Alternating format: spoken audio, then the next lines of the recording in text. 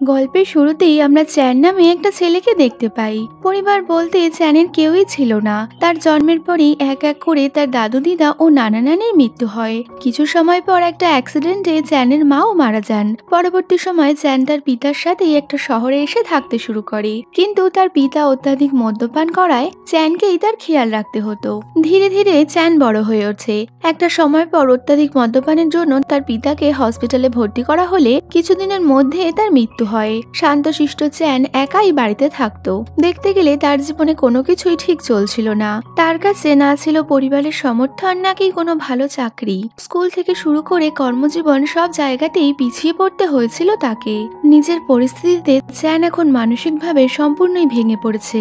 চ্যান সিদ্ধান্ত নেয় সে পৃথিবী ছেড়ে চলে যাবে, অর্থাৎ নিজেকে শেষ করে দিতে চায় সে। তার এই উদ্দেশ্যে সফল হওয়ার জন্য চ্যান একটা নদীর পাড়ে গিয়ে দাঁড়ায়। সেখানে দাঁড়িয়ে চ্যান ভাবছে এই সুন্দর পৃথিবীতে আজই তার শেষ সন্ধে। তখনই চ্যান দেখতে পায় ব্রিজের ওপর থেকে একটা মেয়ে নদীর জলে পড়ে গেল।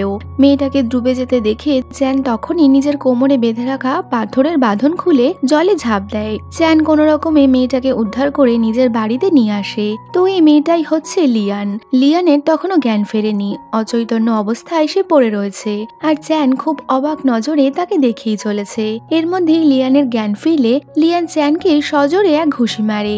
ঘুষি খেয়ে বেচারা চ্যান নিজের গাল ধরে বসে পড়ে।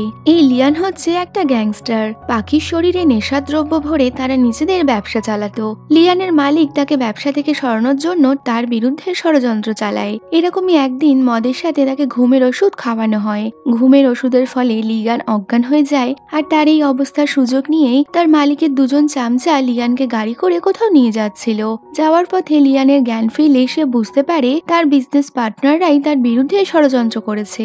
নিজের প্রাণ রক্ষার জন্য লিয়ান গাড়ির মধ্যে থাকা এক সঙ্গীকে অন্যমনস্ক করলে তাদের গাড়ির অ্যাক্সিডেন্ট হয়। আর সেই সুযোগে লিয়ান কোনো রকমে গাড়ি থেকে বেরিয়ে জলে ঝাঁপ দেয়। আর সেই সময় চ্যান তাকে উদ্ধার করে নিয়ে আসে। রাতের কথা মনে পড়ার পর লিয়ান বুঝে যায় তার দলই হচ্ছে তার এখন বড় শত্রু। লিয়ান খুবই ডানপিটে স্বভাবের, যার জন্য চ্যান তার জীবন বাঁচানোর পরেও তাকে ধন্যবাদ জানানো তো অনেক দূরের কথা, উল্টে জোর করে তার থেকে টাকা পয়সা নিয়েই সে নিজের বয়ফ্রেন্ডের সাথে দেখা করতে যায়। লিয়ানের কথাবার্তা ও আচার আচরণে চ্যান খুবই অবাক হয়। বয়ফ্রেন্ডের বাড়ির সামনে গিয়ে লিয়ান বুঝতে পারে গতকাল রাতে তার সাথে যা হয়েছে সেই ঘটনার পেছনে তার বয়ফ্রেন্ডও জড়িত। ওদিকে চ্যান আবারও পৃথিবী ছেড়ে চলে যাওয়ার পরিকল্পনা শুরু করেছে। তো এবার যাওয়ার আগে সে তার প্রতিবেশীকে কিছু ভালো খাবার রান্না করে দিয়ে আসে। প্ল্যান মতো চ্যান আবারও সেই কাজ করতে গেলে তখনই লিয়ান চ্যানের বাড়িতে ফিরে আসে। লিয়ান চলে আসায় চ্যান আবারও কিছু করতে পারে না। লিয়ান চ্যানকে বলে সে কিছুদিন তারই বাড়িতে থাকবে। এতে চ্যানের আপত্তি থাকলেও লিয়ানের কিছু যায় আসে না। রাতে লিয়ান টিভি দেখছে, তখন চ্যান আবারও ঘুমের ওষুধ খেতে যায়। কিন্তু লিয়ানের কিছু সন্দেহ হলে সে চ্যানকে ডাকার জন্য ওয়াশরুমে গেলে চ্যান ঘুমের ওষুধ খেতে পারে না। লিয়ান চ্যানের হাতে কি আছে দেখতে চাইলে চ্যান ওষুধগুলো ওয়াশরুমেই ফেলে দেয়। রাতে লিয়ান তার বয়ফ্রেন্ডের বিশ্বাসঘাতকতার কথা মনে করে চ্যানের ফোন থেকে তার বয়ফ্রেন্ডকে ফোন করে গালাগালি দেয়। ওর রাগের মাথায় চ্যানের ফোনটা ছুঁড়ে ফেলে দেয়। চ্যান যখন মনে করায় যে সে চ্যানের ফোনটা ফেলে দিয়েছে, লিয়ান তখন রাগে নিজের ফোনটাও ছুঁড়ে মারে এবং লিয়ানের ফোনটা চ্যানের প্রতিবেশীর বাড়িতে গিয়ে পড়ে। নিজেদের পরিস্থিতিতে তারা দুজন খুবই চিন্তিত ছিল। লিয়ান জোর করে চ্যানকে নিয়ে একটা পাবে যায়। সেখানে গিয়ে লিয়ান মদ খেয়ে উদ্দাম নৃত্য শুরু করে, কিন্তু শান্তশিষ্ট চ্যান চুপচাপ একা একা বসে থাকে। তো বাড়ি ফেরার পথে তাদের দুজনের অবস্থাই খারাপ। লিয়ানের মাতলামো দেখে চ্যান মনে মনে ভাবছে কোনো রকমে সে এখান থেকে পালাতে চায়। চ্যান ও লিয়ান একটা দোকানে খাবার খাচ্ছিল, তখনই একটা প্রপার্টি ব্রোকার চ্যানের সাথে দেখা করতে এলে তাদের কথায় লিয়ান বুঝতে পারে ওই ব্রোকার চ্যানকে ঠকাচ্ছে, যার জন্য লিয়ান ওই ব্রোকারকে খুব ভালোভাবে জব্দ করে। যদিও এই ব্রোকার যে তাকে ঠকাচ্ছে সেটা চ্যান নিজেও বুঝতে পেরেছিল, কিন্তু দুনিয়ার মায়ামোহ ত্যাগ করার কারণে সে কোনো কিছুই বলছিল না। এবার লিয়ানকে তাকে সাহায্য করতে দেখে চ্যান একটু অবাক হলে লিয়ান বলে সে এখন চ্যানের বন্ধু, তাই চ্যানের ভালো খারাপে সে তাকে সাহায্য করবে। রাতে বাড়ি ফিরে চ্যান বাথরুমের দরজা বন্ধ করে আবারও একই কাজ করতে যায়। অন্যদিকে ডোরবেল বাজলে লিয়ান দরজা খুলে দেখে তার বয়ফ্রেন্ড সেখানে এসেছে এবং লিয়ানকে দেখা মাত্রই ওই ব্যক্তি তার উপর আক্রমণ করে। অন্যদিকে চ্যান নিজেকে শেষ করতে গেলে তার লিয়ানের বলা বন্ধুত্বের কথাটা মনে পড়ে যায়। ফলে এসে চাইতেও নিজের ক্ষতি করতে পারে না। লিয়ান নিজেকে রক্ষা রক্ষার জন্য চিৎকার করে চ্যানকে ডাকতে থাকে, কিন্তু বাথরুমে লাউড মিউজিকের জন্য চ্যান সেটা শুনতে পায় না। লিয়ানের বয়ফ্রেন্ড তাকে মেরেই ফেলতো, তখনই চ্যান বাইরে এলে ওই ব্যক্তি লিয়ানকে ছেড়ে চ্যানকে মারতে শুরু করে।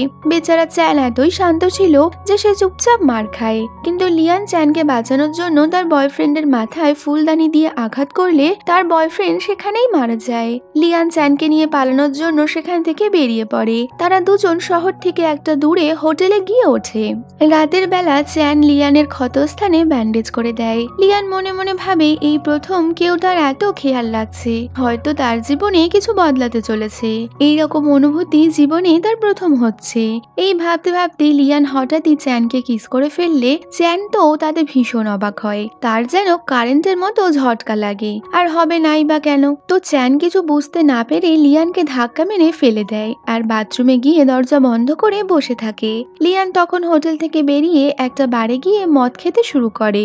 মদ খেয়ে সেখানে থাকা একটা ব্যক্তিকে নিয়ে লিয়ান হোটেলে ফিরে আসে। তো এবার মদ্যপ অবস্থায় ওই ব্যক্তি লিয়ানের সাথে খারাপ আচরণ করতে গেলে লিয়ান ওই ব্যক্তির মধ্যে মারপিট শুরু হয়। এই দেখে হোটেল মালিক তাদেরকে পুলিশে ধরিয়ে দেওয়ার জন্য গেলে চ্যানও সেখানে আসে। হোটেল মালিককে দেখে ওই ব্যক্তি বাইরে দাঁড়িয়ে থাকা চ্যানের গাড়ি নিয়ে পালিয়ে যায়। হোটেল মালিক লিয়ানকে পুলিশে দেওয়ার কথা বললে চ্যান হোটেল মালিককে বলে লিয়ান হচ্ছে তার গার্লফ্রেন্ড, তাই সে যেন লিয়ানকে ছেড়ে দেয়। লিয়ানকে নিয়ে সে হোটেল থেকে বেরোতেই যাবে, তখনই লিয়ানের দলের কিছু লোক সেখানে চলে আসে, কিন্তু হোটেলের মালিক লিয়ানের বসের সাথে কথা বলে বিষয়টা সামলে নেয়। লিয়ান ও চ্যান বাইরে এলে তারা দেখতে পায় সেখানে একটা পাখির খাঁচা পড়ে রয়েছে এবং সেই খাঁচার মধ্যে একটা পাখিও ছিল।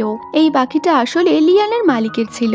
লিয়ান সেই খাঁচাটা তার সাথে নিয়ে যায়। তারা নিজেদের মধ্যে কিছু নিয়ম কানুন বানিয়ে নেয় যাতে শহরের মধ্যে সবার চোখের আড়াল হতে তাদের সুবিধা হয়। দুজনে মিলে একটা পুরনো ফ্যাক্টরিতে গিয়ে আশ্রয় নেয়। লিয়ান দেখে চ্যান সেখানে খুবই অসুস্থ হয়ে পড়েছে। সে চ্যানের জন্য ওষুধ নিয়ে আসে এবং তার খেয়ালও রাখে। ওদিকে লিয়ানের মালিক তাদের খোঁজার জন্য চ্যানের বাড়িতে পৌঁছে যায়। সেখানে হঠাৎই একজন তার উপর আক্রমণ করলে দেখা যায় ওই আক্রমণকারী ব্যক্তি হচ্ছে লিয়ানের বয়ফ্রেন্ড। আসলে লিয়ান যাকে মার্ডার করেছে বলে ভেবেছিল সে মরেনি, তো সে ওই বাড়িতে লুকিয়ে রয়েছে চ্যান ও লিয়ান ফিরে আসলে তাদের শেষ করার জন্য।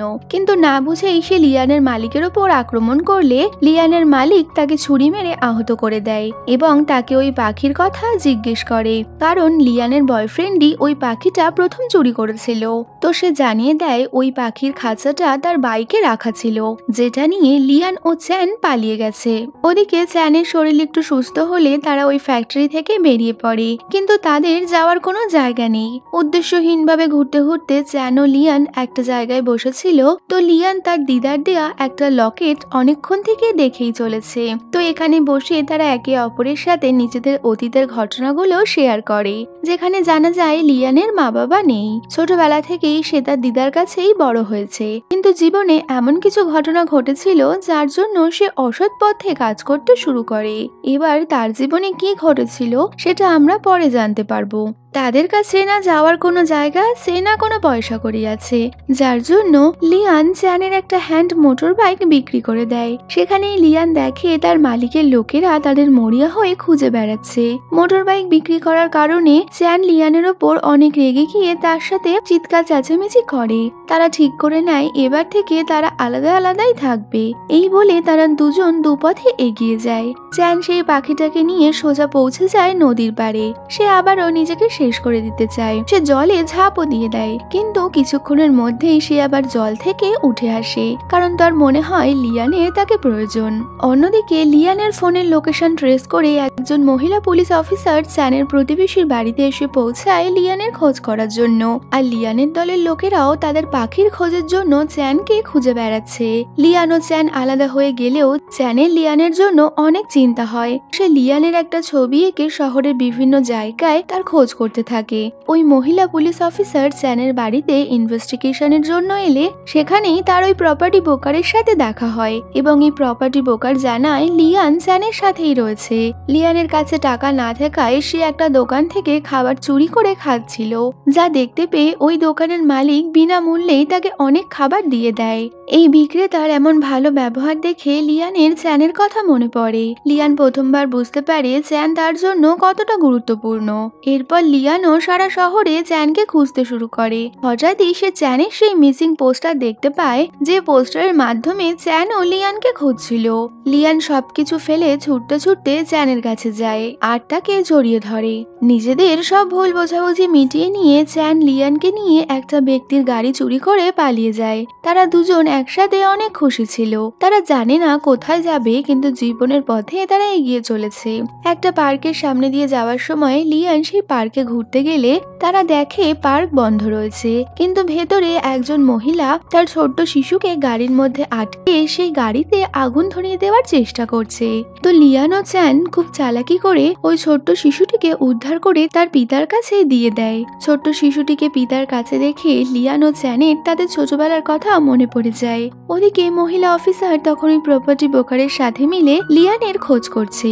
তাদেরকে খুঁজতে খুঁজতে অফিসার ওই ব্যক্তির কাছে এসে পৌঁছায় যার গাড়ি চুরি করে চ্যান পালিয়েছিল। গাড়ির লোকেশন থেকে তারা বুঝতে পারে চ্যান ও লিয়ান একটা গ্রামের উদ্দেশ্যে রওনা হয়েছে। অফিসারও ঠিক করে নেয় সে ওই গ্রামে যাবে। লিয়ান চ্যানকে নিয়ে একটা বাড়ির সামনে গিয়ে দাঁড়ায়, যে বাড়িটা ছিল তারই। আজ বহু বছর পর লিয়ান নিজের বাড়িতে ফিরল।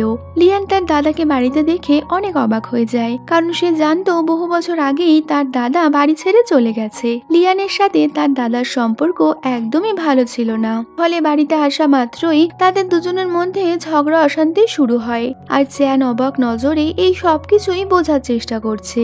ওদিকে অফিসার তাদের খোঁজার জন্য গ্রামের দিকে রওনা হলে সেই প্রপার্টি ব্রোকার শহরে ফিরে যায়। শহরে ফেরা মাত্রই লিয়ানের দলের লোকেরা তাকে কিডন্যাপ করে চ্যানের সন্ধান চালায়। লিয়ান তার দাদার সাথে ভালোভাবে কথা না বললেও চ্যানের সাথে লিয়ানের দাদার একটা ভালো সম্পর্ক তৈরি হয়। যদিও লিয়ান চাইছিল না তার দাদার সাথে চ্যান কথা বলুক। লিয়ানের দাদা চ্যানকে বলে, তুমি তাড়াতাড়ি লিয়ানকে বিয়ে করে নাও, আমি চাই তোমরা দুজন একসাথে ভালো থাকো। লিয়ানের দাদার কথাটা চ্যানের অনেক ভালো লাগে এবং এ কথা শুনে সে মনে মনে খুশিও হয়। পরের দিন সকালে লিয়ান কিছু কাজের জন্য বেরোতে যাচ্ছিল, কিন্তু চ্যান তাকে না খেয়ে যেতে দেয় না। তারা সবাই একসাথে ব্রেকফাস্ট করে। একটু হলেও লিয়ান তার দাদা বৌদির সাথে ভালো ব্যবহার করছিল। এর মধ্যেই কেউ দরজায় নক করলে লিয়ান দরজা খোলে। দরজার বাইরে একজন বয়স্ক লোক দাঁড়িয়েছিল, যাকে দেখে লিয়ান খুব রেগে যায়। সে চিৎকার করে তার দাদাকে জিজ্ঞেস করে এই লোকটা এখানে কি করছে। দাদা কিছু বলার আগেই লিয়ান তার দাদাকে মারতে শুরু করে। আর এই লোকটা হচ্ছে লিয়ানের বৌদির বাবা। কিন্তু ওই লোকটার সাথে লিয়ানের একটা জঘন্য অতীত জড়িয়ে রয়েছে। বহু বছর আগে ওই লোকটা লিয়ানের সাথে খারাপ আচরণ করেছিল। লিয়ানের সাথে সে জোর জবরদস্তি শারীরিক সম্পর্ক তৈরি করেছিল। আজ এত বছর পরেও ওই লোকটাকে নিজের চোখের সামনে দেখে লিয়ান নিজেকে ধরে রাখতে পারে না। লিয়ান এখানেই জানতে পারে তার দিদা আর বেঁচে নেই। দুঃখে ক্ষোভে কাঁদতে কাঁদতে লিয়ান তার দিদার কবরস্থানে যায়। চ্যান তার সাথেই ছিল। রাতের বেলা লিয়ান চ্যানকে নিয়ে তার দাদার বাড়িতে আর ফিরে আসে না। সে ওই গ্রামের বাইরেই একটা পরিত্যক্ত বাড়িতে থেকে যায়। মুখে না বললেও তারা এখন যেন একে অপরেরই হয়ে উঠেছে। পরের দিন সকালে লিয়ান চ্যানকে দেখতে না পেয়ে আশেপাশে তার খোঁজ করছিল, কিন্তু এর মধ্যেই লিয়ানের দলের লোকেরা তাদের দুজনকে বন্দি বানিয়ে নেয়। লিয়ানকে নদীর পাড়ে নিয়ে যাওয়া হয় হত্যা করার জন্য, আর অন্যদিকে একটা গর্ত করে চ্যানকে মারার প্ল্যানিং চলে। কিন্তু এর মধ্যেই সেই মহিলা পুলিশ অফিসারও সেখানে চলে আসলে সে চ্যানকে বাঁচিয়ে নেয়। দুজন মিলে লিয়ানকে খুঁজতে শুরু করে। দূর থেকে চ্যান দেখতে পায় ওই শয়তান লোকগুলো লিয়ানকে নদীর জলে ফেলে দিল। কোনো কিছু না ভেবেই চ্যান নদীর জলে ঝাঁপ দেয় লিয়ানকে বাঁচানোর জন্য। একদিকে চ্যান লিয়ানকে নিয়ে জল থেকে বেরিয়ে আসে, তো অন্যদিকে ওই পুলিশ অফিসার লিয়ানের বস ও তার দলের লোকেদের অ্যারেস্ট করে। আর এখানে লিয়ান ও ওই পুলিশ অফিসারের কথায় বোঝা যায় লিয়ান ওই পুলিশ অফিসারকে এই শয়তান লোকগুলোকে ধরিয়ে দেওয়ার জন্য সাহায্য করছিল, অর্থাৎ সে একটা সিক্রেট মিশনে কাজ করছিল। লিয়ান ও চ্যান পাশাপাশি বসে রয়েছে। সাহস করে চ্যান লিয়ানকে নিজের মনের কথা জানায়। লিয়ানেরও চ্যানকে অনেক পছন্দ ছিল। তারা ঠিক করে শহর থেকে দূরে গিয়ে তারা নিজেদের একটা সুন্দর সংসার পাতাবে। তো এখানেই শেষ হয়ে যাচ্ছে আজকের গল্প। ভিডিও কেমন লাগলো কমেন্টে জানিও। ভালো লাগলে লাইক শেয়ার করো, আর যাওয়ার আগে অবশ্যই চ্যানেলটা সাবস্ক্রাইব করো। তো দেখা হচ্ছে পরের ভিডিওতে। Till then, by.